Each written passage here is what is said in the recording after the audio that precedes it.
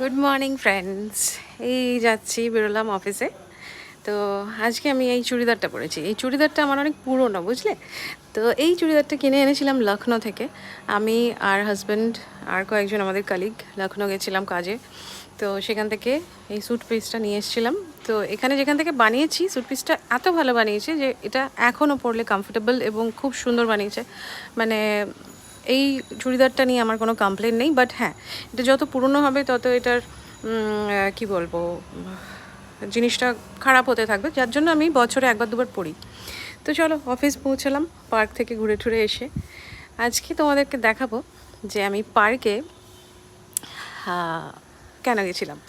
চলো, লাঞ্চ টাইমটা তোমাদের সাথে শেয়ার করি। আজকে আমার বোন লাঞ্চ বানিয়ে দিয়েছে। এই লাঞ্চে আমি এনেছি চিকেন কষা, ভাত আর তরমুজ। এইটা পুরো প্যাক করে আমার বোন আমাকে, পার্কে যখন গেছিলাম, পার্কে ওরা ওয়েট করে তো আমার জন্য, তো ওখান থেকে আমি টিফিনটা নিয়েছি, নিয়ে এখন খাচ্ছি। খাওয়া দাওয়া হয়ে গেলে কাজ করে নেবো একটু, তারপরে বাড়ি যাওয়ার সময় তোমাদের সাথে আবার শেয়ার করবো যে কীভাবে বাড়ি গেলাম।